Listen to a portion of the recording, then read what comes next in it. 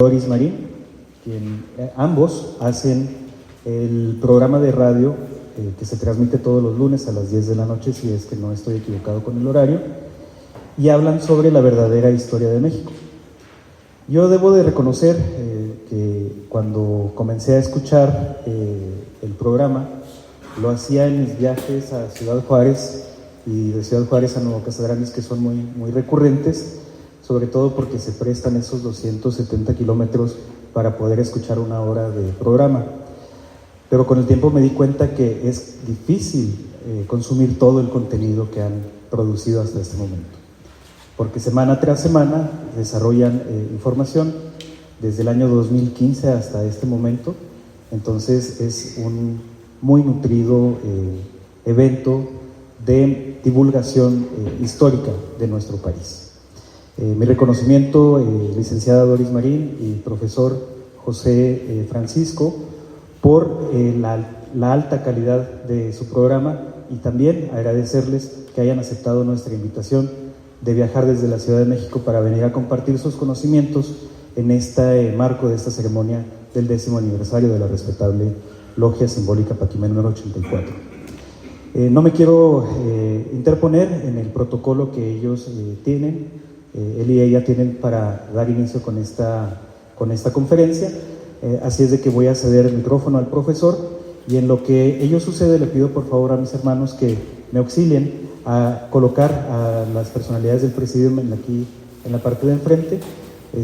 Nadie se tiene que mover de sus lugares, por favor, no se muevan, y en unos segundos comenzamos pues con esta conferencia.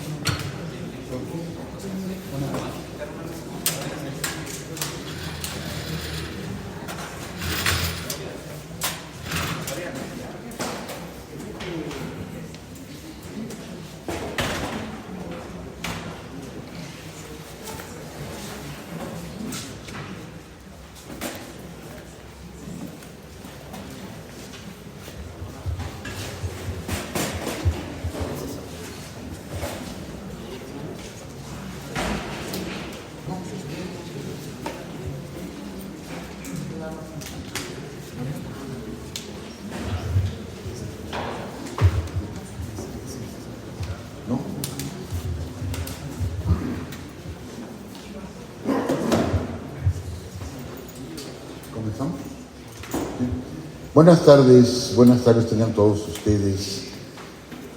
Antes que nada, bueno, pues agradecer infinitamente la invitación que nos hacen a la licenciada Doris y al servidor para estar con ustedes acá en Chihuahua.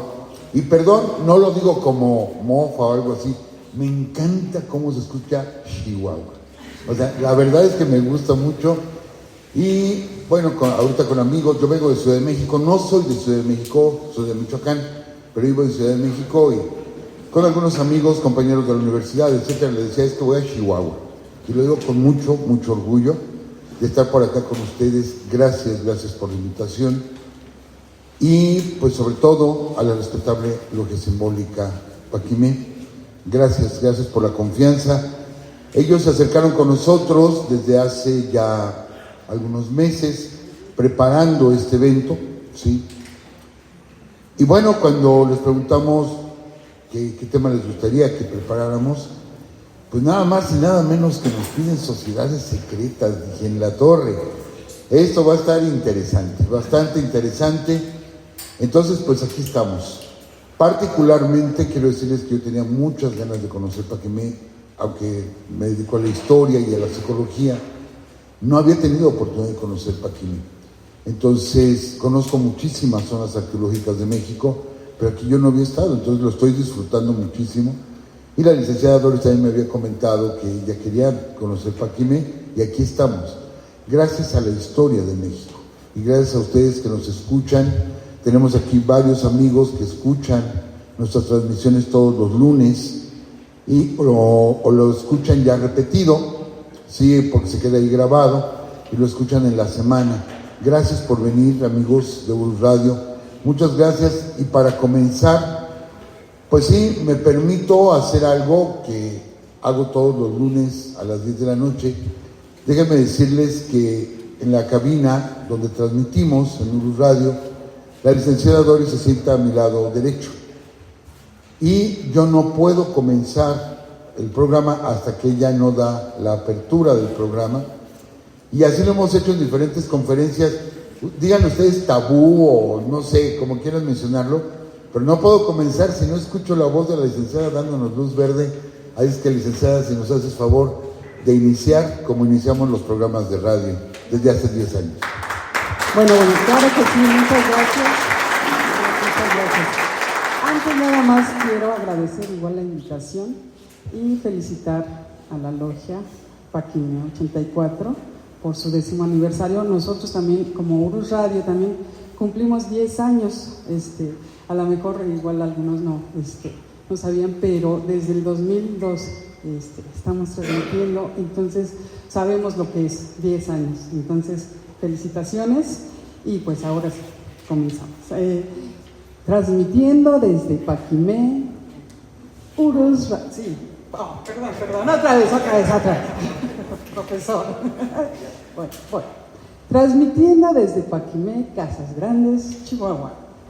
Urus Radio, Pueblo Mágico, Urus Radio.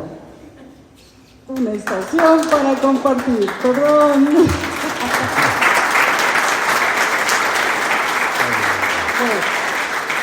Ay, más o menos. Que estén muy bien y pues que disfruten al profesor. Gracias, licenciada. Pues vamos a comenzar. No puedo negar que hay solemnidad, que son 10 años de trabajo de esta respetable logia simbólica, y es un evento muy solemne, muy respetable, obviamente. Entonces, me atrevo un poquito a romper con esta solemnidad. Ahorita precisamente me decían, no vas a necesitar una mesa, no te vas a sentar. No puedo, se los juro que no puedo. Hablar de historia de México es apasionante, verdaderamente apasionante. Entonces, yo no me puedo quedar sentado en los lugares donde damos conferencia. Siempre estoy moviéndome, siempre estoy moviendo las manos, etcétera. Me han dicho, es que el día que te corten las manos, profesor, te vas a quedar mudo. Pues yo creo que sí, porque yo muevo y gesticulo, etcétera, porque así es de apasionante nuestra historia. Y es algo que no nos han enseñado. De pronto, hay algunos autores que afirman que hay toda una consigna para que la historia resulte aburrida y para que no nos acerquemos a la historia. ¿Por qué? Pues para no comparar a la gente de antes con la gente actual. De todos modos, nosotros en Urus Radio tenemos una política de no hablar de situaciones actuales de México. Obviamente conocemos, es nuestro país, estamos al tanto de lo que sucede en México, pero no hablamos de cosas actuales. Para evitar igual debates o confrontaciones, nos vamos al pasado directamente. Entonces, vamos a iniciar explicando lo que es una sociedad secreta, y aquí me atrevo a utilizar algunos términos de la psicología. Yo primero fui historiador y después estudié también la licenciatura en psicología, entonces lo puedo comentar, ¿sí? Amigos, amigas que nos escuchan, el ser humano, realmente, si nosotros nos basamos en Darwin, y Darwin dice, ¿sí?, que sobreviven las especies más fuertes, entonces, ¿cómo estamos aquí? No somos los más fuertes, definitivamente no somos los más fuertes. Es más, nuestra piel es débil. ¿Quién de ustedes no se ha cortado la piel con una simple hoja de papel? Así de frágil es nuestra piel. Tan es frágil que tenemos que usar esto que se llama ropa, que ahorita hay modas y lo que ustedes quieran, pero tenemos que usarla para cubrirnos. Tenemos que utilizar calzado, ¿sí?, para no lastimar nuestros pies. Nosotros no tenemos pezuñas como los animales, o la piel como un cocodrilo, como un elefante, etcétera, para protegernos. Somos una especie débil comparada a otros animales, ¿sí? Si hablamos, por ejemplo, yo peso 90 kilos, soy una persona alta, 90 kilos, perdón, pero un animal de 40 kilos me hace pedazos. Un perro de 25 kilos me arranca un brazo. O sea, yo no tengo la fuerza que ellos tienen. Un perro, por ejemplo, los Doberman, ¿sí?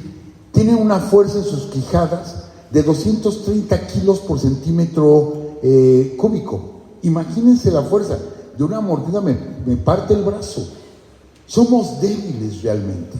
Entonces, ¿cómo es posible que ahora nosotros dominemos el mundo? ¿Cómo es posible que seamos la especie que ha sobrevivido y que grandes saurios, por ejemplo, que eran muy fuertes, sumamente fuertes, ya no existen? Y que los encontramos aquí en el desierto de Chihuahua, pero sus huesos nada más. ¿Por qué el ser humano sobrevivió? Bien, sobrevivió gracias a la evolución. ¿Y dónde comenzó la evolución? Bueno, pues varios evolucionistas dicen que comenzó cuando este dedo, el dedo pulgar, se giró. El dedo pulgar lo teníamos de frente. Los fósiles, los homínidos, tienen el dedo pulgar de frente. Y nosotros somos la única especie que podemos tocarnos las yemas de los dedos. Nadie más puede hacerlo, solo los seres humanos. Y cuando este dedo comenzó a girarse, de pronto ya pude prensar. Y ya con esto pude agarrar una rama, pude agarrar una piedra y con esto defenderme. O agarrar una madera, etcétera, y con esto defenderme o hacer herramientas. Solamente con que este dedo comenzó a girarse por evolución.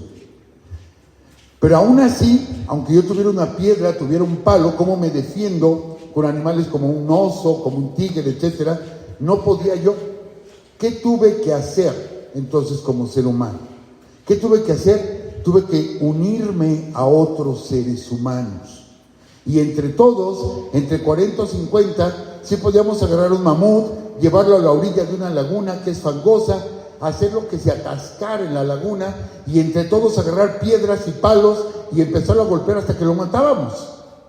Nosotros, amigos, descendemos de cazadores de mamuts. Y aquí tenemos muchos restos, inclusive aquí en el museo. Tenemos bastantes restos. Y hemos encontrado muchos restos de seres humanos junto a los restos de los mamuts. Quiere decir que eran batallas tremendas entre humanos y estas bestias. Y no solamente mamuts, sino otro tipo de bestias. Pero solamente así, formándonos en grupos, es como pudimos sobrevivir. Yo sé que los animales también utilizan manadas, por ejemplo los lobos, etcétera. Son manadas y es como han sobrevivido. Pero nosotros los humanos solamente así. De pronto un día, y aquí estamos hablando de la zona conocida arqueológicamente como Aridoamérica, esta zona que tiene poca agua, ¿sí? Había que perseguir a los animales o buscar los frutos de los árboles, pero cuando se acababa el fruto tenía que irme a otro lugar y estábamos como nómadas por toda esta zona. Y es grandísima esta zona.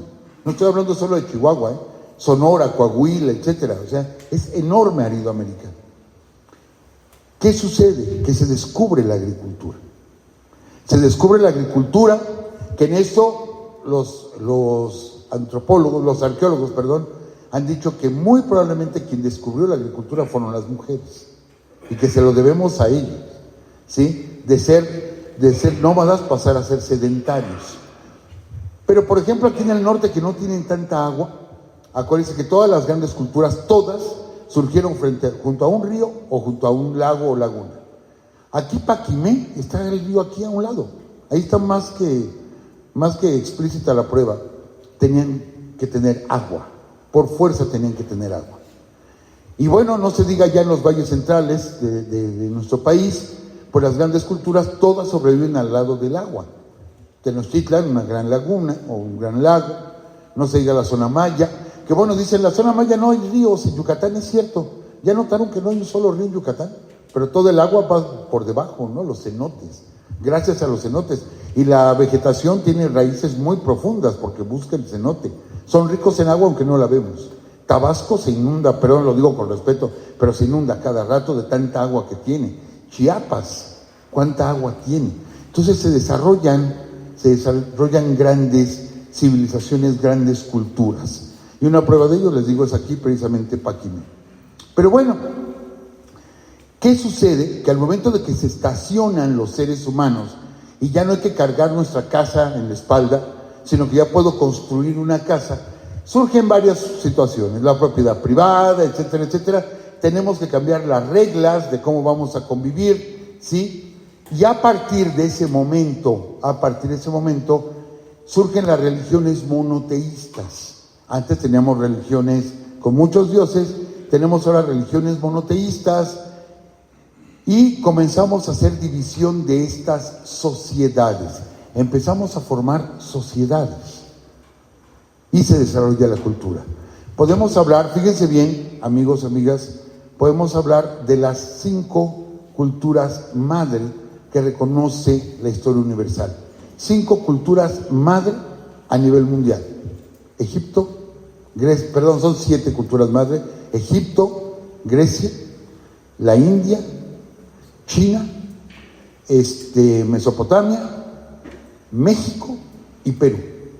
Son las 7 culturas madre. Esto es que no tuvimos influencia de nadie. ¿Sí? Entonces aquí México es riquísimo en cultura y nadie nos vino a enseñar. Lo aprendimos nosotros. Sí, por experiencia lo aprendimos. Pero bien, cuando empiezan a desarrollarse estas sociedades, empieza a haber problemas.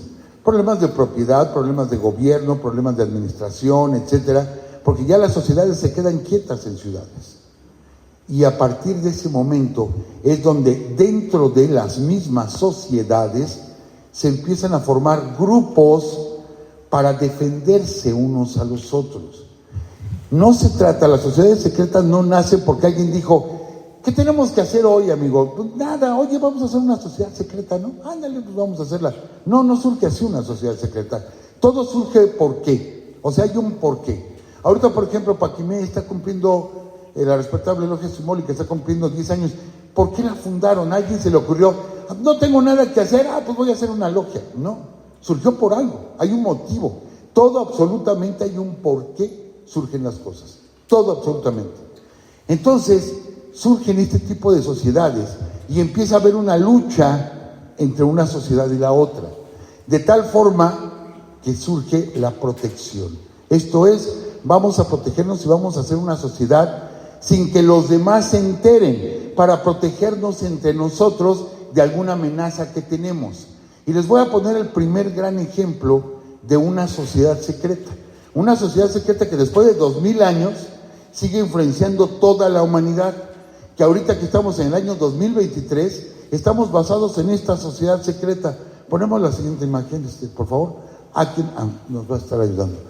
Nada más y nada menos que Cristo y los apóstoles eran una sociedad secreta. En esta escena, en esa famosa escena de Leonardo da Vinci, ¿sí? Pues ellos los están buscando los romanos. Es más, no saben quién es Cristo, ¿sí? Y por ahí el que tiene el codo ahí puesto arriba sobre la mesa, Judas, es el que va a dar una señal a los romanos para que capturen a Cristo. Eso es lo que conocemos en la historia bíblica. Y a partir de ahí todo lo que se va a generar, a partir del cristianismo todo lo que se va a generar, a partir de una sociedad secreta. Y después comienza la persecución. Es más, Cristo le dice a Pedro, ¿sabes qué? Tú me vas a negar. No, hombre, ¿cómo crees, Jesús, que te voy a negar? Y según las Escrituras lo negó 3 veces. No, yo ni en cuenta yo ni los conozco, ¿sí? Que luego los pasa, ¿no? Con los cuates, nos metemos en un lío y el cuate es el que sale corriendo y ni nos conoce, ¿verdad? Pero bueno, fue lo mismo que hizo Judas, ¿sí? ¿Qué pasa? Que persiguieron a Pedro, lo crucificaron de cabeza, según la historia bíblica. Pablo que realmente, y lo puedo comentar, realmente es el fundador del cristianismo, Pablo, realmente es el fundador. Ni siquiera era apóstol, pero mató a varios. Los andaba persiguiendo por todos lados y todos ellos escondidos. Es una sociedad secreta, todo de carácter religioso, pero es una sociedad secreta, ¿sí? Pasamos a la siguiente, por favor.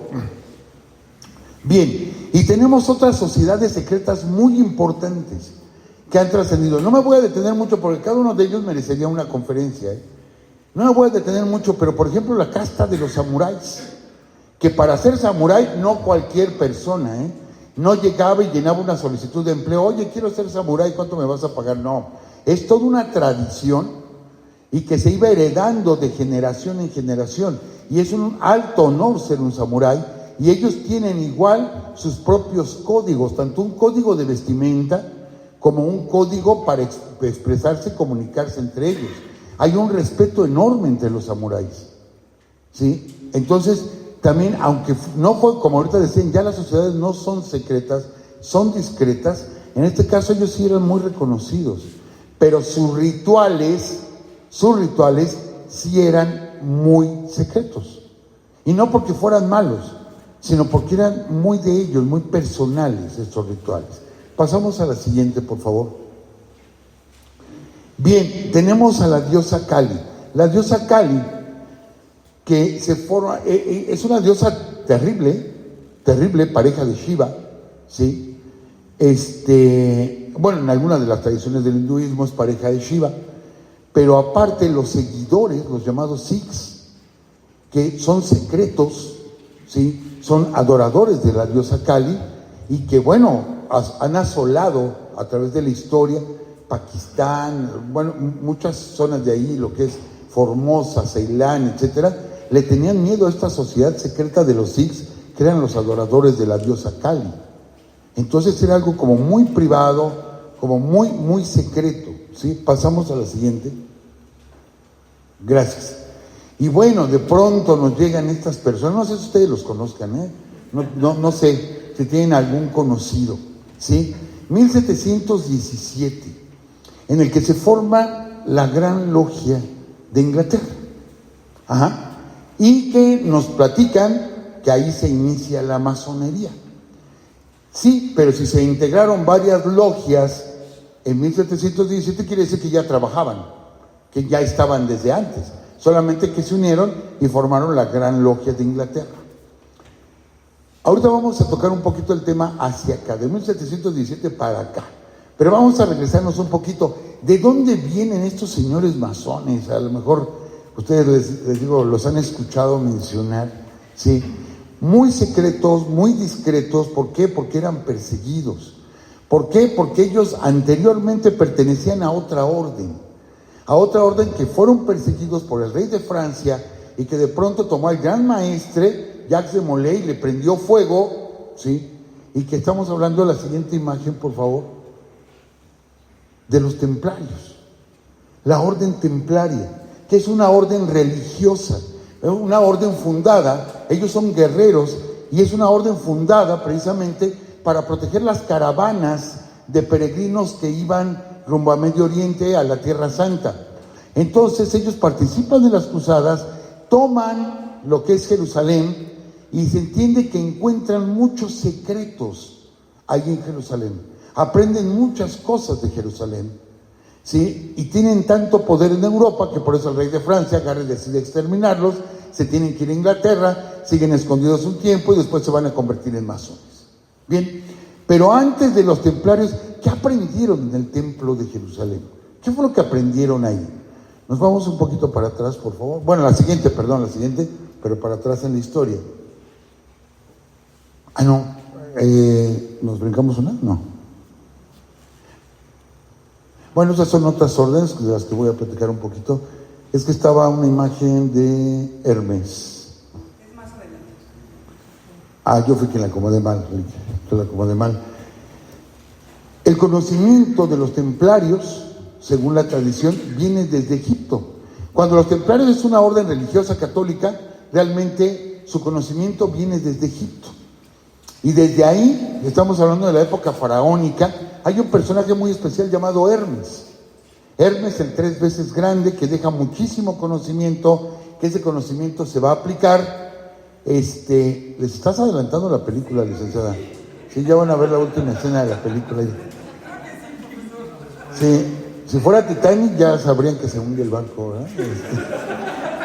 Ya supieron, pero bueno, a lo mejor yo la borré, pero no pasa. Nada más era para cerrar ese círculo, esa parte. Entonces, vean desde dónde viene esta tradición. Este conocimiento que tenía este señor Hermes, es más, provoca una palabra, hermético. Quiere decir que no es un conocimiento para todos. Y este conocimiento se va a quedar en Jerusalén, lo van a tomar los templarios, otra vez la historia. Los templarios los atacan, se van a Inglaterra, se esconden un buen tiempo y después de pronto salen en 1717 y se convierten en los masones. ¿Y qué creen? Que con los masones empiezan a rodar cabezas coronadas. ¿Por qué? Porque las enseñanzas masónicas van a influir en Europa, ¿sí? Y empiezan a caer las cabezas coronadas, empiezan a caer los reyes, y sobre todo hace temblar a la iglesia, que tenía un dominio por completo. Los estados pontificios tenían un dominio completo, ¿sí? De toda Europa. Pero bueno, ¿qué pasa con la iglesia, con la misma iglesia? Y aquí lo menciono yo, siempre lo he dicho en el programa de radio, cuando hablamos de la iglesia no hablamos de la fe religiosa. La fe religiosa es muy respetable y cada quien tiene su fe y nadie se puede meter en eso.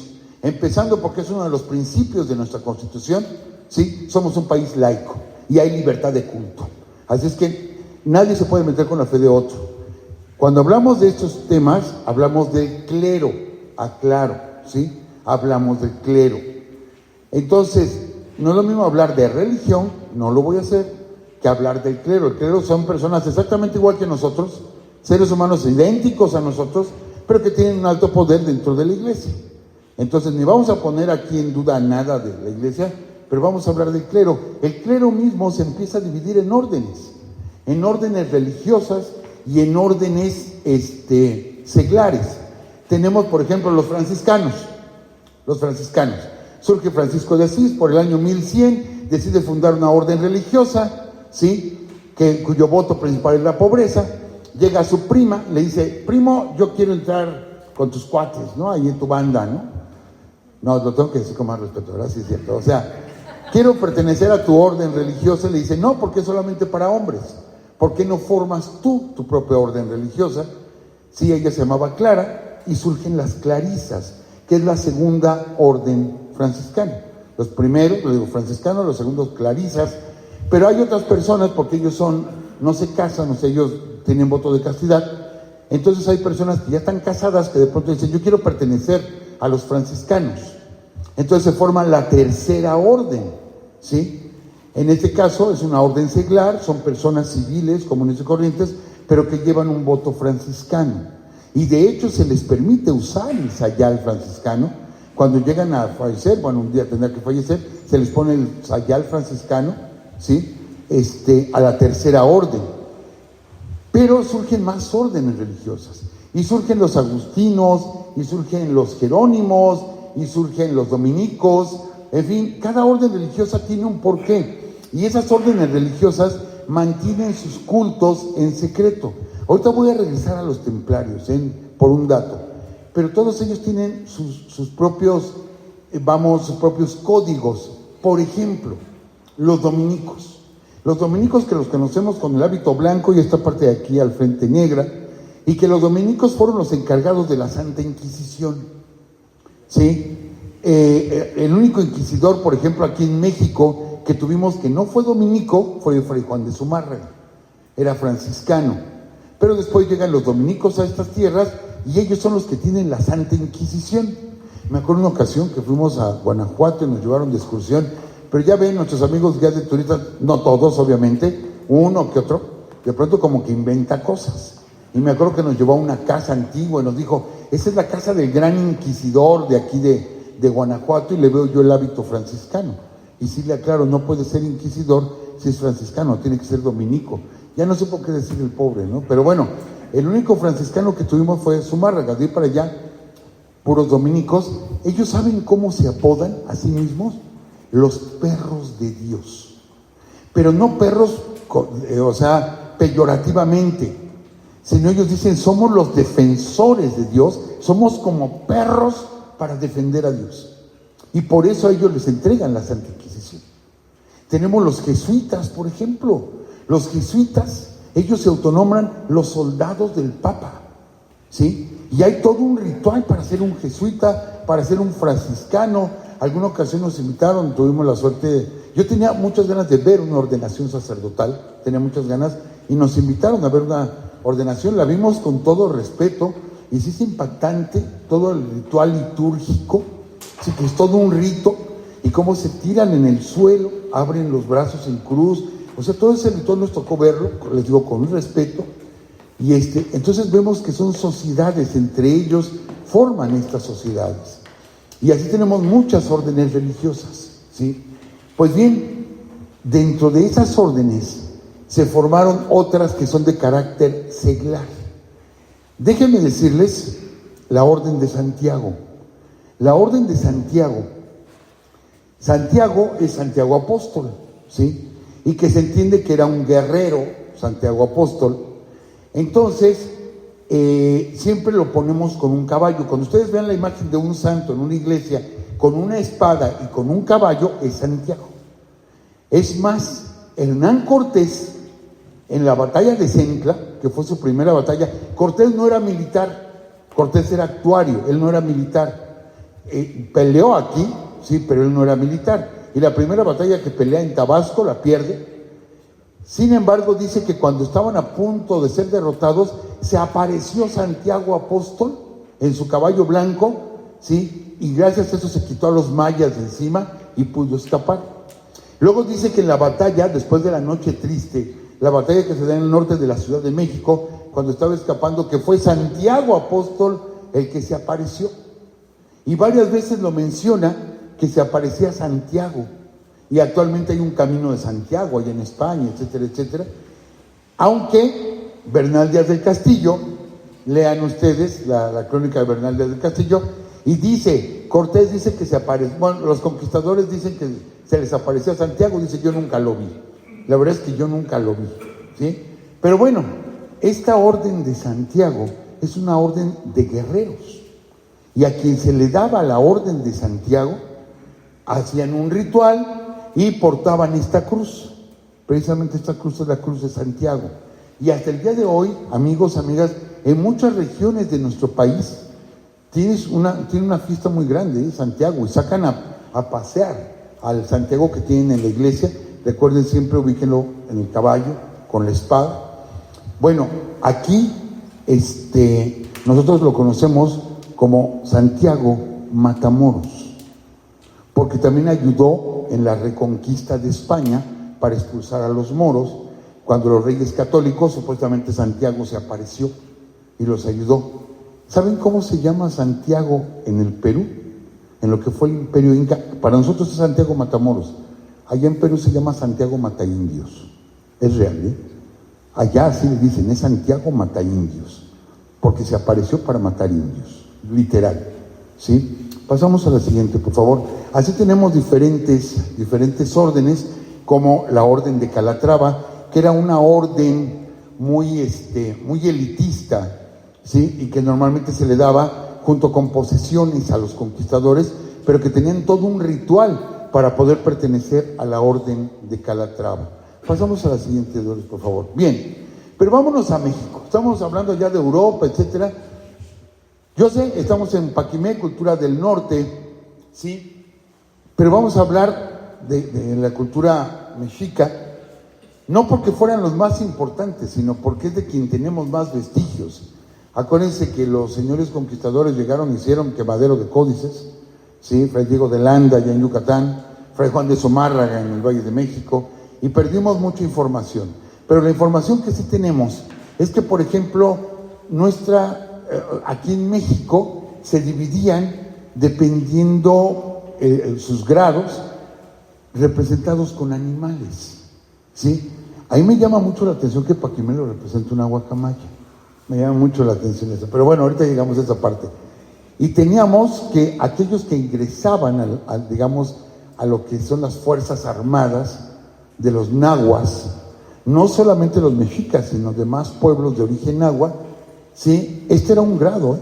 El ser un caballero ocelote era un grado muy importante, y el cual tenían ellos templos dedicados, ¿sí? Dedicados a rituales que desconocemos todavía, esos rituales. Nuestros arqueólogos, etcétera, no han encontrado todavía esa parte para poder decir cómo se hacían esos ritos de esas sociedades secretas. Lo que sí les puedo decir, si ustedes tienen la curiosidad de buscar en Malinalco, Estado de México, van a encontrar un templo que solamente hay 3 en el mundo, amigos, solamente hay 3. Uno está en Petra, otro está en la India y otro está en México, hechos de roca viva. O sea que no se construyó, se pulió el templo, ¿sí? De roca viva, y lo tenemos aquí en Malinalco, Morelos. Entonces, ahí vamos a ver un lugar donde se hacían los rituales iniciáticos de los caballeros ocelote, y de los caballeros águila, ¿sí? Que eran parte, les digo, no eran sociedades tanto así como secretas, porque sabíamos quién era un caballero águila, quién era un caballero celote, pero sus rituales eran nada más de ellos. Cosa curiosa, vayan ustedes a las ruinas del Templo Mayor, pasen, o sea, crucen la calle de Justo Sierra y van a encontrar la librería Porrúa. Volteen, o sea, regresen su mirada, que tengo la Porrúa aquí atrás, y observo aquí, giren su mirada un poquitito, como unos 15, 20 grados, y acérquense de nuevo a la reja.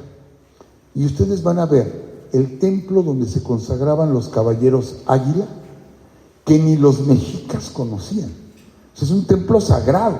Solamente los que pertenecían a esta orden, ¿sí?, a esta sociedad, eran los únicos que podían entrar ahí. Entonces estamos viendo, lo tenemos así al alcance, una zona sagrada. Les digo que ni los mexicas conocían, solamente los águila podían entrar ahí. Y que ahorita la vemos y no la tomamos en cuenta. Ni por curiosidad la tomamos en cuenta. Ver el templo, ¿por qué? Porque ya no tiene techumbre. Entonces podemos ver cómo estaba el templo donde se hacían los rituales de los caballeros águila. Y los rituales más fuertes, o la sociedad más fuerte, era la de los caballeros serpiente, ¿sí? Esto es los Cihuacóatl, o mujer serpiente. Y no hablamos de mujer físicamente como tal, sino que hablamos de una dualidad, la dualidad hombre-mujer. Cuando se llegaba a ser un Cihuacóatl, ¿sí? Cuando se llegaba a ser un Cihuacóatl, y que vemos muchas imágenes de los Cihuacóatl que son serpientes, y de las fauces de la serpiente brota un ser humano. La serpiente tenía un significado aquí, ¿sí? Muy, muy especial. La serpiente significaba la tierra. Entonces se cree que para llegar a ser un Cihuacóatl había que morir y levantarse de la muerte, ¿sí? Entonces ahora entendemos por qué, por ejemplo, en Teotihuacán, abajo de la pirámide de Quetzalcóatl, encuentran todo un túnel que es el inframundo, y que es muy probablemente donde se hicieran rituales, ¿sí? ¿Para qué? Para que la persona muriera y renaciera en un ritual. Y son los Cihuacóatl, que eran súper respetados, el más grande Tlacaele, el más grande de todos ellos, que fue consejero de 4 tlatoanis. Es más, le ofrecieron ser un tlatoani y él no quiso. Era una élite, y les digo, era una sociedad que todos sus rituales los guardaban en secreto, ¿sí? Entonces la serpiente, les digo, para nosotros siempre significó la tierra. Pero bueno, según la historia bíblica, ¿sí?, teníamos una pareja primigenia, Adán y Eva, y de pronto eran felices, y ahí en el Edén, y no sé, platicaban, no sé qué hacían, ¿sí?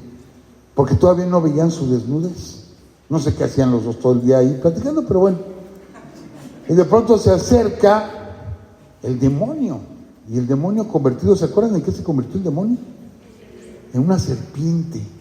Y se acerca y le habla aquí a Eva y, oye Eva, fíjate si quieres ser grande como Dios, etcétera, etcétera, etcétera. Y la convence a Eva. Y va Eva y se lo dice a Adán, oye Adán, mira que esto, que lo otro, etcétera, etcétera. Y los dos van y comen del fruto. Dios se da cuenta y vámonos para afuera del paraíso. Y perdemos el paraíso, ¿sí?, por haber comido de este fruto. Dicen, el pecado original fue el sexo. No es cierto, el pecado original es la desobediencia. Dios les dijo, no coman, y ahí van a comer. O sea, fueron a desobedecer. Pero se queda la idea de que la serpiente representa al demonio. Es el demonio, la serpiente tiene el demonio dentro, porque aparte fue una serpiente que habló, ¿sí? Y de pronto, 1492, llega Colón al Caribe, 1517, 1518, 1519, Juan de Grijalva, Francisco Hernández de Córdoba y Hernán Cortés, y llegan los misioneros y ven nuestros templos llenos de serpientes, pero con la idea de allá, de Occidente. Entonces, ¿de qué estaban llenos nuestros templos? De demonios. Eran demonios. Y entonces ellos escriben, es que adoran a los demonios. ¿Por qué? Porque todo estaba lleno de serpientes, cuando para nosotros era la tierra, era el renacer. Significaba todo lo contrario, todo lo contrario. Para ellos eran, les digo, demonios, y veían esos libros pintados llenos de imágenes demoníacas. Vamos a quemarlos, y los quemaban. Imagínense las imágenes que quemaron ahí, imagínense el simbolismo que quemaron ahí, todo lo que destruyeron por ese tipo de ideas religiosas. Entonces ahí se nos pierde mucha información. Por eso les digo, nuestros arqueólogos pues no han encontrado toda la información de cómo eran estas sociedades y cómo se desarrollaban, no solamente en las culturas náhuatl, la cultura maya, en los huastecos, en los zapotecos, mixtecos, etcétera. De todas las grandes culturas no tenemos ese material, se fue perdiendo. Pasamos a la siguiente, por favor. Bien, pero se da la conquista. Tenemos un virreinato, nosotros formamos parte de un virreinato, el virreinato de la Nueva España, que es enorme. El virreinato es enorme, llega hasta el estado de... Bueno, de hecho las fronteras, no se sabe dónde estaban, pero estaban más o menos por el estado de Utah. Pero el primer fuerte español estaba en la bahía de Vancouver, o sea, lo que es la frontera de Estados Unidos con Canadá. Y abarcaba todo, desde allá hasta Centroamérica, porque ahí era la Capitanía General de Guatemala, ¿sí? Gracias, Doris. Y entonces el territorio era enorme, grandísimo. Vamos a tener 300 años de virreinato, que realmente los padecimos, que realmente murió mucha población indígena, las enfermedades, la esclavitud, aunque le digan encomienda, fue esclavitud realmente, ¿sí? Hasta que vamos a tener un movimiento de independencia. Un movimiento de independencia que va a iniciar en 1810, que aquí vale la pena mencionar y hacer esta aclaración. Quien organiza todo esto que fue nuestra independencia, no fue Hidalgo. Hidalgo le encabezó, pero quien organizó todo fue Allende. Ignacio Allende fue el que formó esos clubes literarios y tertulias literarias, etcétera, etcétera, formando una sociedad secreta. ¿Para qué? Para lograr a la larga la independencia del virreinato. Porque ¿qué vino a detonar todo esto? ¿Sí?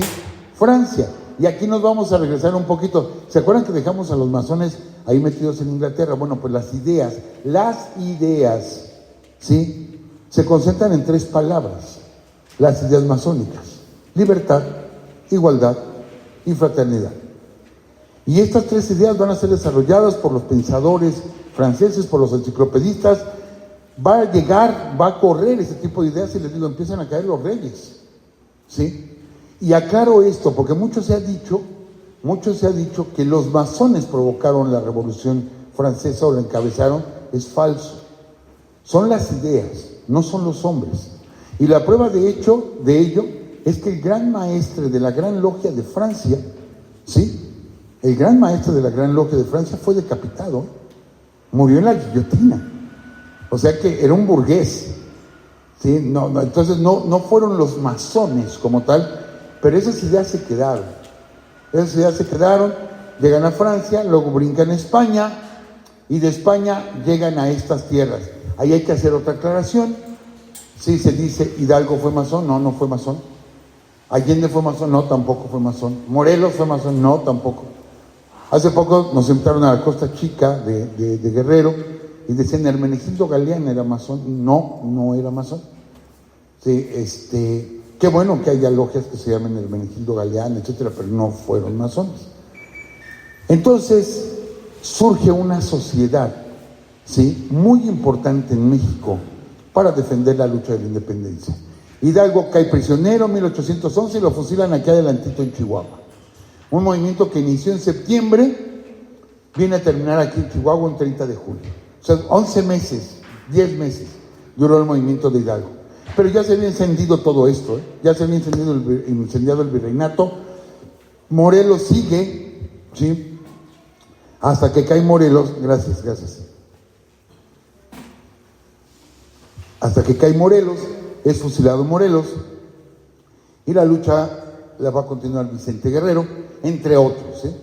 Vicente Guerrero, Guadalupe Victoria, Nicolás Bravo, los Galeana, etcétera, van a continuar. Bueno, Hermenegildo no, murió poco antes, y Matamoros también. Entonces, cuando, digamos, la parte más fuerte de la independencia la tiene Morelos, ¿sí? Pero cuando ya termina la invasión napoleónica a España, entonces España ya puede mandar sus ejércitos. Al principio de la independencia nada más peleábamos entre nosotros, puro nacido en el virreinato.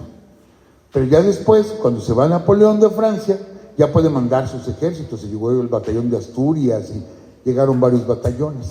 Y empiezan a ganarle las batallas a Morelos. ¿Sí? Entonces empieza a apagar la luz de la independencia.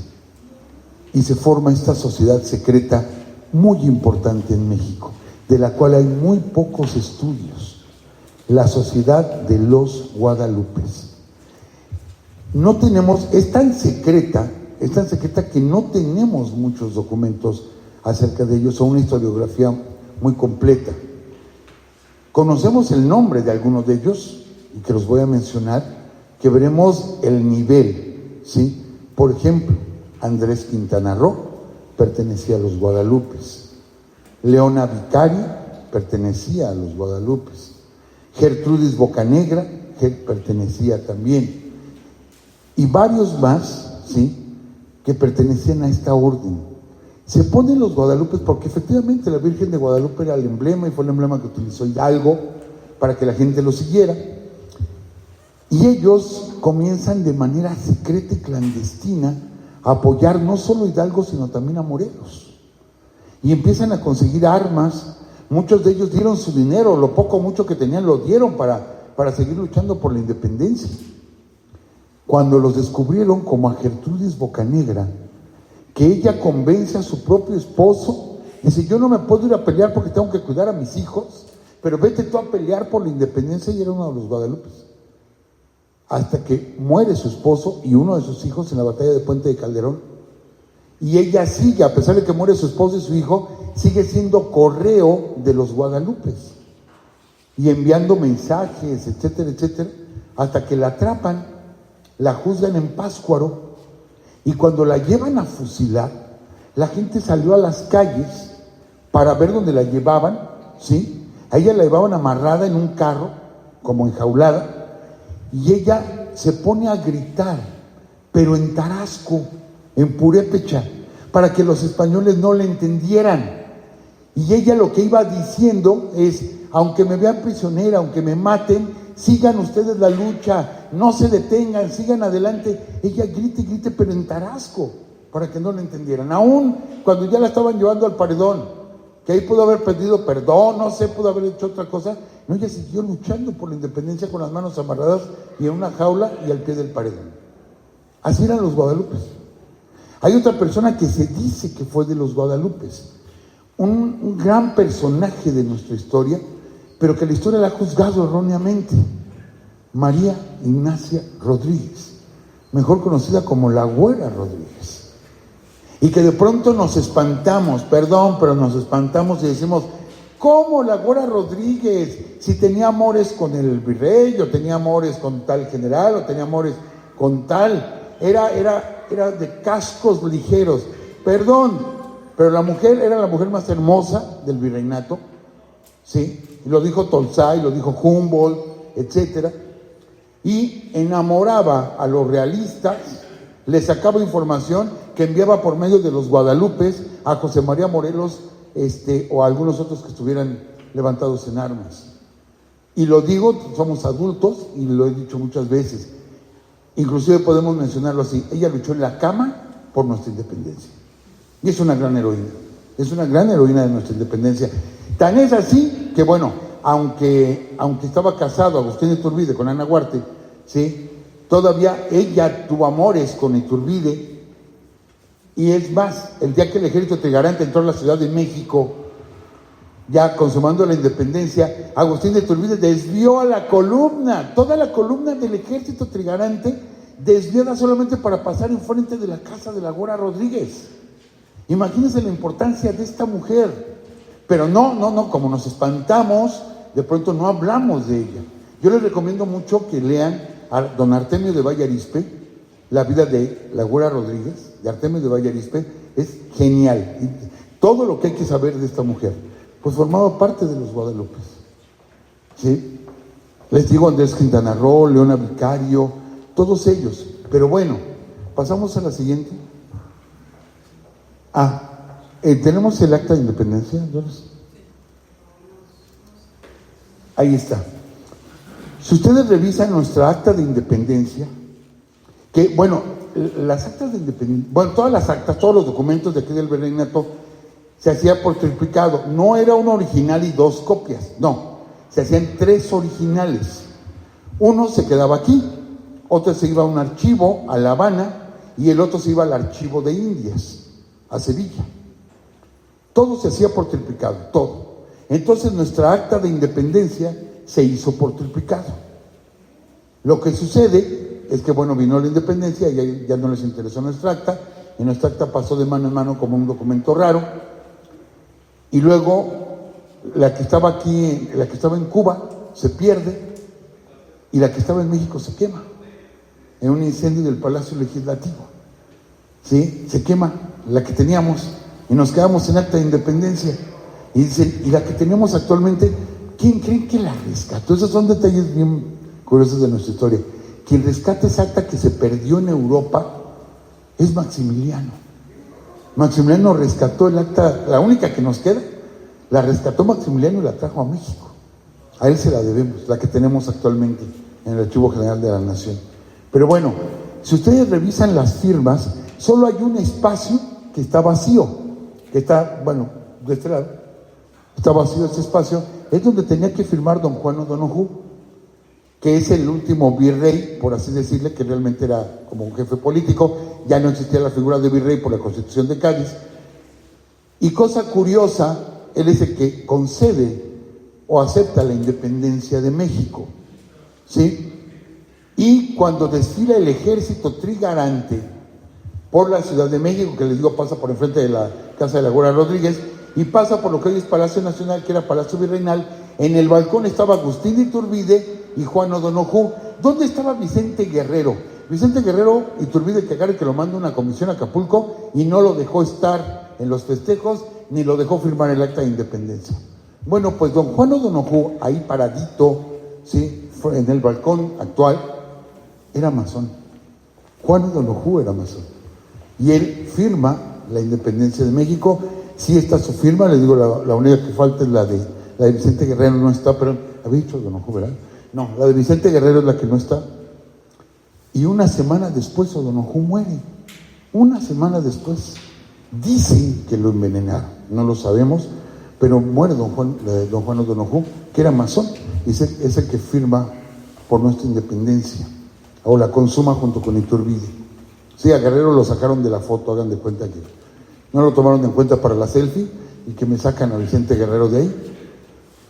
A partir de ese momento, amigos, a partir de ese momento, tenemos el desconocimiento de España como nación. Nosotros nos convertimos en un imperio, Iturbide disuelve el Congreso, ¿sí?, y nos convierte en un imperio, y él se nombra emperador. Entonces forma una orden, así como la que les platiqué, esas órdenes seglares de la Cruz de Calatrava, por eso se las mencioné, de la Cruz de Santiago, forma esta orden, la Orden de los Guadalupes, ¿sí? ¿Dónde está? Perdón. No, antes, ahí está. Esta es la cruz de la Orden de Guadalupe. Son otros Guadalupes. No hay que confundirlos. Unos son los Guadalupes que luchan por la independencia y otros son los Guadalupes o la Orden de Guadalupe que forma Agustín de Iturbide para premiar y para formar una orden que lo protegiera. ¿Por qué? Porque ya había surgido en la Nueva España, ¿sí?, la primera logia masónica fundada en México ya fundada en este territorio. Las primeras logias llegaron con los españoles, pero ya gente nacida en el virreinato forman las primeras logias en México. Pero es a partir del momento de transición de la independencia. Por eso sabemos que Morelos e Hidalgo no fueron masones. Conocieron masones, sí, pero ellos no lo fueron, ¿sí? Entonces, viene a ser esta orden, que esta orden desaparece con Iturbide, ¿eh? ¿Saben dónde vuelve a renacer esta orden? Con Maximiliano. Él reinstaura la Orden de Guadalupe, pero lo hace para defenderse de los masones, que los masones forman un grupo, o sea, ya están formándose en logias con el rito escocés, Pero va a llegar un tipo nefasto a la historia de México, de los más nefastos, que es Poinsett, Joel R. Poinsett, y no porque haya traído al Rito de York, no, sino por ser diplomático y porque ha sido el peor embajador que hemos tenido, y que consta que está Wilson, el que traicionó a Madero, pues todavía fue peor Poinsett, y todavía se robó nuestras flores de Nochebuena, Ahí en Estados Unidos se llaman poinsettias, y son de México, ¿sí? Pues se robó hasta nuestras flores de Nochebuena. Pero bueno, pasamos a la siguiente. ¿Una más? Ok. Amigos, para no hacer la historia tan larga, porque les digo, todos estos temas pudieran hacer una sola conferencia. La masonería ha participado muy activamente en la historia de México, muy activamente.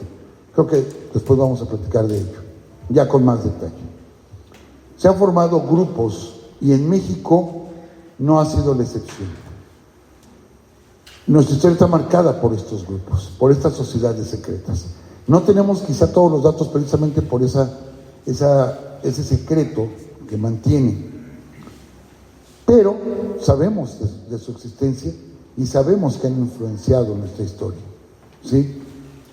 Vamos a tener una guerra, una terrible guerra del 57 al 60, que es una guerra entre conservadores y liberales, y que son grupos, sí, que son grupos que se forman, así como se formaron los Guadalupes para defenderse de la influencia de las logias masónicas, Agustín Iturbide. Posteriormente los liberales van a hacer sus propios grupos dentro de las logias y van a cambiar al país entero, nos van a cambiar.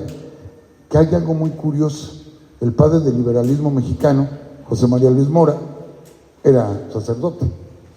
Dicen que para que la cuña apriete, tiene que ser del mismo palo. El clero se había apropiado de México.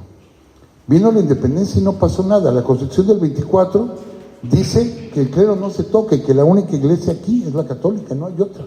Es la única.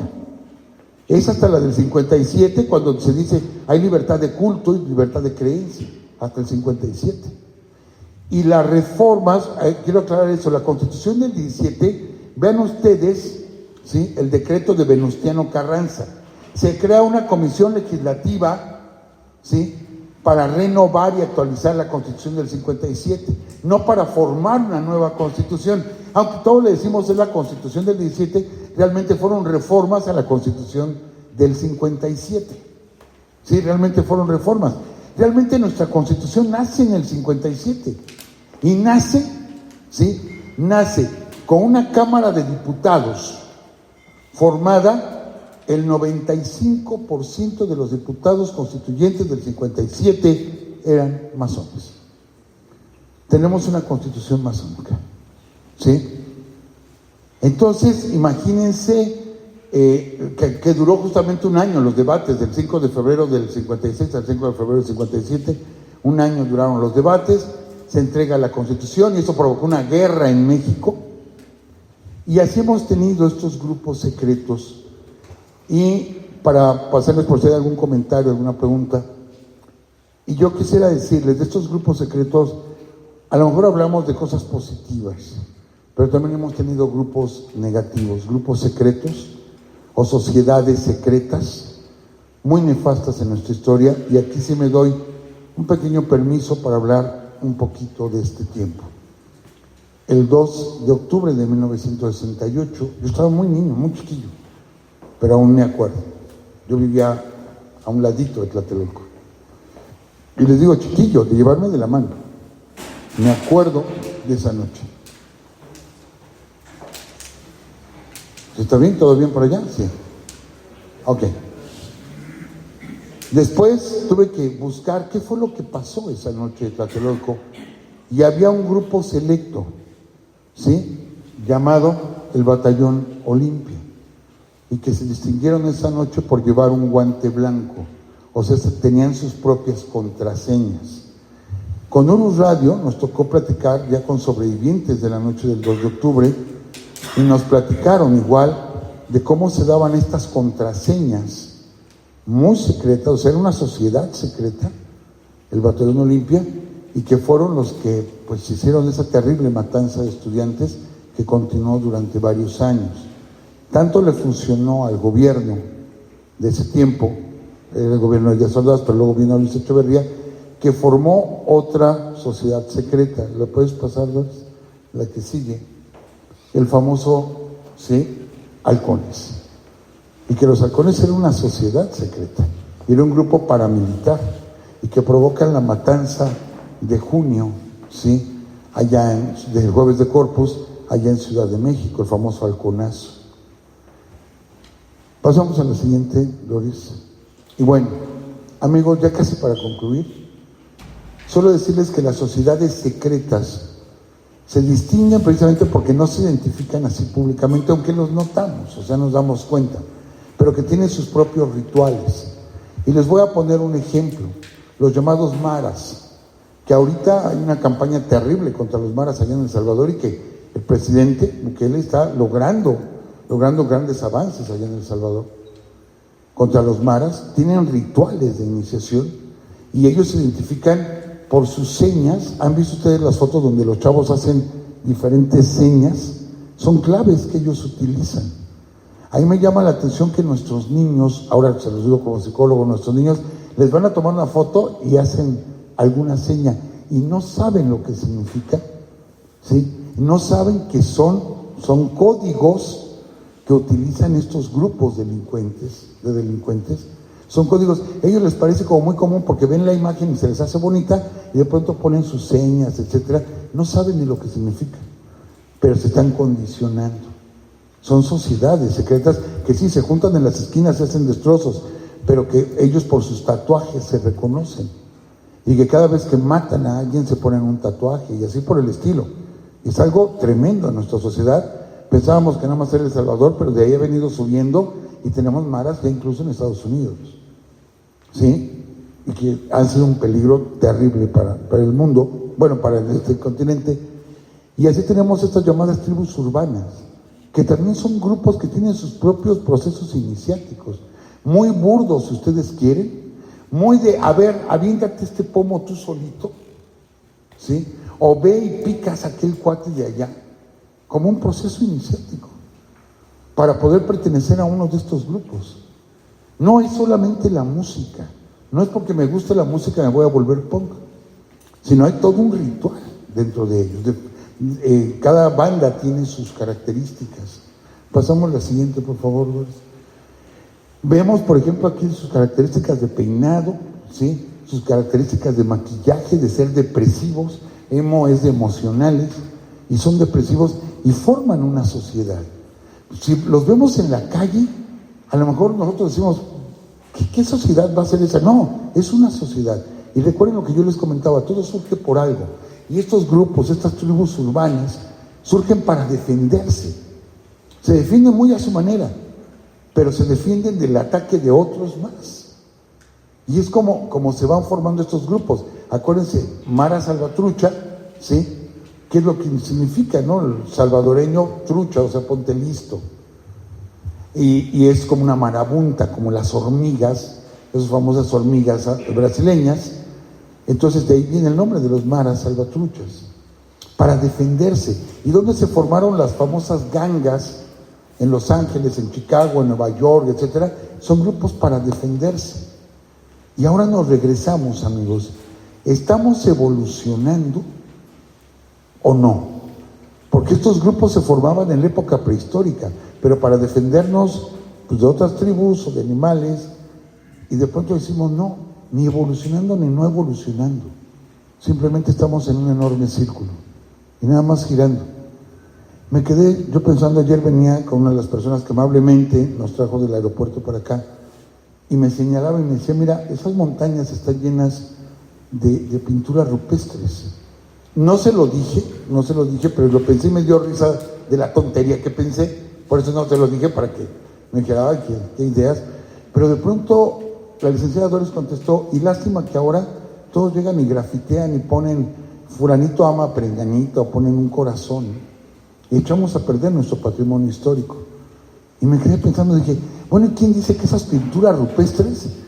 Nosotros vemos ahí como unos venados y vemos hombres con lanzas, pues a lo mejor era una declaración de amor, ¿no? Y a lo mejor ahí dice, Mongo le ama a Burundanga, no sé, algo, a lo mejor dice eso, ¿no? Pero nosotros nos hacemos ideas y de pronto le damos a veces significados que no son. Es por lo mismo, ¿sí? Es por lo mismo que han surgido grupos de choque entre las mismas sociedades secretas. Por eso les digo, no son tan secretas. Entre las mismas sociedades secretas. Ponemos la última, por favor. Bueno, los rockers ponemos la que sigue. Y tenemos este ejemplo. Amigos, si ustedes tienen la curiosidad, ¿sí? Y aquí yo sé que la Liz Doris me va a colgar, porque voy a hablar de algo un poquito más cercano. Si ustedes tienen la curiosidad de ver el día de la toma de posesión de Vicente Fox, ¿sí? Traía un escudito en la solapa. Todo el mundo dice, bueno, como el nuevo presidente, pues trae el escudo nacional. No, trae este escudito. Opus Dei, era el que traía aquí. Y al otro día, bueno, fueron las elecciones, eso fue en su toma de posesión. Cuando fue electo, chequen ustedes los periódicos, fue un 2 de julio, si mal no recuerdo. El día 3 de julio, el lunes 3 de julio, chequen ustedes los periódicos del día 4 de julio y verán que apareció la bandera nacional de cabeza en la Catedral Metropolitana, lo cual Gobernación multó a la Catedral Metropolitana, ¿sí? Por haber puesto nuestra bandera de cabeza. Lo que es curioso es que es uno de los símbolos del Opus Dei, nuestra bandera de cabeza, y apareció de cabeza. Les digo, hasta se les multó, ¿sí? Y esto me están escuchando por internet, ¿verdad? Me voy a meter una bronca que, bueno, tremenda. Yo solamente hablando de cómo estos grupos están, estos grupos existen, ¿sí? Entonces, de pronto, no los conocemos, no sabemos quién son, pero hay códigos que se manejan así, que los tenemos a veces enfrente y no nos damos cuenta. Entonces, el Opus Dei se formó originalmente para luchar, ¿sí? Contra un movimiento español, que eran los rojos, le decían los rojos, sí creo que sí, los rojos, surge para luchar contra los rojos, o sea, contra el comunismo. Y se ha mantenido el Opus Dei y es un grupo secreto. Y no quiero yo llegar a los grupos secretos o sociedades secretas que actualmente existen, ¿sí? Como hablar del Yunque o diferentes grupos secretos, le digo porque no hablamos de política actual. Me atreví a hablar del Opus Dei porque es de los 40, y que ha tenido personas muy notables dentro de sus filas el Opus Dei, muy notables. Pero ha habido otros que se van hasta el otro extremo, Pero en fin, estas sociedades existen, convivimos con ellas. Entonces, regresamos poquito, bien puede ser una sociedad de chicos rockeros, es una sociedad, ¿sí? O bien puede ser de origen religioso, de origen político. Creo que aquí varios sabrán a qué me refiero cuando hablo del grupo Atlacomulco. Esto es una sociedad secreta, que muchos conocemos a sus integrantes, que ha formado parte de la política en México. Y no solo hablemos de derecha o de centro, también de izquierda, También de izquierda hay grupos. Hay grupos fuertes de izquierda que son sociedades secretas. La cuestión es, ya para concluir, amigos, amigas, agradeciendo su invitación, que esto está latente en cualquier momento y formamos esas sociedades y esas hermandades. Inclusive, ¿sí?, el irle a un equipo de fútbol o de béisbol me hermana con otra persona. Si yo veo a alguien que trae la misma playera que yo, lo saludo. Si lo veo en el estadio, no sé, hasta lo saludo. A mí hay imágenes que no me gustan. Por ejemplo, alguna ocasión vi unas imágenes después de un clásico Tigres Rayados. No me acuerdo a quién atropellaron, pero me acuerdo de una camioneta que se aventó contra los aficionados. No sé si atropellaron a los de Tigres o los de Rayados, nada más, pues tenemos una playera diferente. Te aviento mi camioneta, ¿no? Me acuerdo que se armó un escándalo con todo eso. O los problemas que ha habido ahora en los partidos de fútbol, que ya no podemos ir a un estadio de fútbol a disfrutar un partido, porque empiezan los pleitos en las tribunas, que si el Querétaro, que si el Atlas, que si... En fin, ¿sí? Eso es lo triste socialmente. Pero que haya sociedades, que se formen fraternidades. Perdón, pero ¿quién de ustedes no pertenece a alguna fraternidad que formaron con sus compañeros de facultad? y que se siguen reuniendo. O yo les puedo decir que yo no me gusta reunirme con compañeros, me reúno con la gente de teatro, etcétera, más de psicología, más para acá, pero me han invitado a reunirme con la gente de secundaria, no los quiero ver, o sea, la verdad es que me caen gordos, ¿sí? No quiero ver a ninguno. Y de la primaria creo que ya varios se murieron, o sea, sí, en serio, ya varios se murieron, pero bueno, formamos sociedades y tenemos nuestras claves. Es más, ¿cuántos de nosotros formamos una pequeña sociedad en la familia que ya sabemos con una mirada, ¿sí? Lo que queremos decir? Las mujeres forman su propia sociedad, los hombres forman su propia sociedad, ¿sí? Las mujeres se saben comunicar con las miradas, entre amigas. Los hombres también nos sabemos comunicar entre miradas, entre amigos. También lo sabemos. Son claves que nosotros tenemos, ¿sí? Y si de pronto yo agarro y estoy platicando con un amigo y lo tengo aquí enfrente y veo a una chica que él no alcanza a ver, nada más con que yo le haga esto, va a voltear y luego va a mirar. Inmediatamente tenemos claves. Y las chicas también, y me digan que no, también las chicas, ¿sí? Eso ya forma una sociedad. Y el que solamente entre nosotros nos conocemos, a veces nos reímos de un chiste que nadie más entendió, decimos, es un chiste local. Eso ya forma una sociedad. Sin ningún daño a nadie, es meramente social, pero forma una sociedad. Entonces estamos rodeados de sociedades, estamos rodeados por completo. No pensemos que pertenecemos a una, pertenecemos a decenas de sociedades. Les digo, yo tengo mis propios chistes con mis amigos psicólogos, ¿sí? Con los amigos de historia, tenemos nuestra propia argot, ¿sí? Con el cual platicamos, con la gente de teatro, no se diga. Ahorita, bueno, yo le avisé a algunos amigos que deben estarnos viendo por internet, y algunos son de teatro, y me dicen, ojalá te rompas una pierna. Y si ustedes no son de teatro van a decir, ¿y ese es tu amigo que deseó que te rompieras una pierna? Y no saben que así es un dicho común entre gente de teatro, desearle que se rompa una pierna. Y no porque realmente queramos que baje con la pata rota, o sea, claro que no, sino es un dicho de nosotros, ¿no? Perdón por la expresión, pero la tengo que decir, para nosotros no es grosería. Entre la gente de teatro, toda la gente de teatro nos deseamos antes de iniciar una función mucha mierda. Uno dice, ¿qué dijiste? Sí, mucha mierda. Y viene de un término francés, merde, y que significa como fortuna, éxito. Pero nosotros lo latinizamos y decimos, mucha mierda a todos. Y la gente de teatro sí nos hablamos. Y todos tenemos nuestro argot, ¿sí? Entonces no habría de qué espantarnos. No veamos una sociedad secreta como algo maligno. No. Las sociedades van a existir y seguirán existiendo. Siempre son para protegernos, para apoyarnos, para ayudarnos. Y hemos tenido sociedades negativas, pero también hemos tenido muchas sociedades positivas. Mi idea es que un día los mexicanos podamos ser todos una sola sociedad. Yo sé que es una utopía, lo sé, pero que pudiéramos ser todos una sola sociedad. Que el solo hecho ya de ser mexicano me hermanara con los demás, pero en México estamos muy divididos, desgraciadamente, ¿no? Muy, muy divididos, y de pronto pues hay problemas, o no se caen bien, Baja Norte, Baja Sur, Yucatán y Campeche, aquí en Coahuila, ¿no? ¿Eres de Torreón o eres de Gómez Palacio? Un río los divide, ¿no? A los del centro nadie los quiere, o sea, los chilangos nadie, o sea, de plano, ¿no?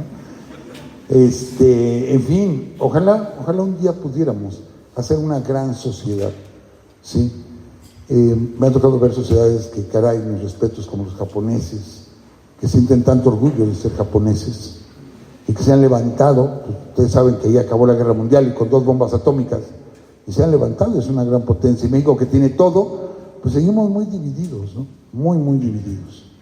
Pero ojalá encontremos un punto en común, un común denominador, para que esa gran sociedad que somos, pasamos a la siguiente, esa gran sociedad que somos, ¿sí?, deje de ser secreta y que públicamente nos sintamos orgullosos todos de ser mexicanos, no me importa tu color de piel, no me importa tu situación económica, no me importa el estado donde nazcas, si eres mexicano eres mi hermano, así de plano. Ojalá un día lleguemos a eso. Felicidades, Paquimé, felicidades por su 10º aniversario. Yo sé que ustedes están sembrando mucho de lo que nosotros estamos necesitando como sociedad. Hace un momento yo lo escuchaba, ustedes preparan maestros, ¿sí? Gracias. Gracias por preparar a esos maestros, gracias por entregarlos a la sociedad. Cuando dijeron, hacemos mejores personas, hacemos, etcétera, yo sentí que les hizo falta una palabra. Sí, sentí en el discurso que hizo falta una palabra, mejores ciudadanos. Sí, he convivido con varios de ustedes. Claro, ser masón no es garantía de, pero sí es un camino importante. Y he convivido con varios de ustedes y me doy cuenta que son grandes ciudadanos. Y eso nos hace falta en México. Ojalá, felicidades por estos 10 años y que sean muchos años más. Muchas gracias a todos.